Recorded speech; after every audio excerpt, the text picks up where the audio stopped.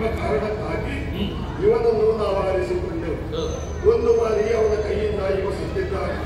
ಪುನಃ ಜೀವದಾನ ಮಾಡಿ ದೇಹಧಾರಣೆ ಮಾಡಿ ಧರ್ಮಭೂಮಿಗಿಳಿದು ಕೊಲ್ಲುವುದಕ್ಕಾಗಿ ನಾವು ಈ ನಾಟಕವನ್ನು ಹೂಡಿದ್ದೇವೆ. ಇಲ್ಲಂತಾದ್ರೆ ಯೋಚನೆ ಮಾಡು.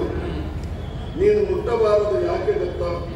ಪ್ರಾಣೋತ್ಕ್ರಮಣ ಸ್ಥಿತಿಯಲ್ಲಿರುವಾಗ ನನ್ನ ಮಡದಿಯಾದಂತಹ ಶಿವೆಯ ನಾಮವನ್ನು ಒಂದು ಬಾರಿ ಅವ ಉಚ್ಚರಿಸಿದ್ದು. ಅದರ ಪುಣ್ಯ ವಿಶೇಷಕ್ಕಾಗಿ ಒಂದು ರಾತ್ರಿಗೆ ರಂಭೆಯ ಭೋಗ ಅನ್ನೋ ಹಾಗೆ ವರವನ್ನು ಕೊಟ್ಟೆ ನೀನು. ಒಂದು ರಾತ್ರಿಯಲ್ಲಿ ಪಂಚವದನಾದಂತಹ ಎಲ್ಲ ನಾಮವನ್ನು ಪಂಚಕೋಟಿಯ ತನಕ ಜಪಿಸಿದ್ದಾನೆ. ಅವನಲ್ಲಿ ಎಷ್ಟು ಪುಣ್ಯ ಸಂಚಯವಾಗಿರ್ಲಿಕ್ಕಿಲ್ಲ.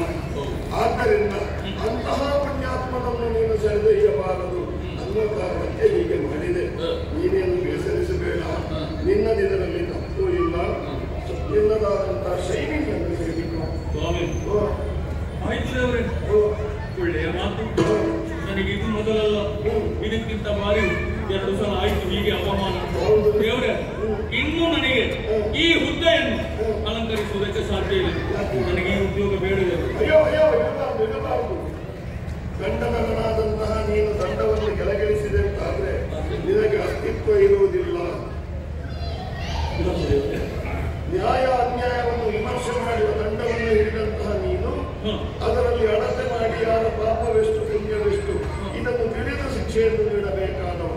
ಈ ಉದ್ಯೋಗ ಬಿಟ್ಟರೆ ನಿಮಗೆ ಬೇರೆ ಉದ್ಯೋಗ ಇದರಲ್ಲೇ ಮುಂದುವರಿಯಬೇಕು. ಈಗ ಬಂದ ಸ್ಥಿತಿ ಮುಂದೆ ಬರಲಿಕ್ಕಿಲ್ಲ. ಕಷ್ಟ ಬಂದಾಗ ನನ್ನನ್ನು ಧ್ಯಾನಿಸಿ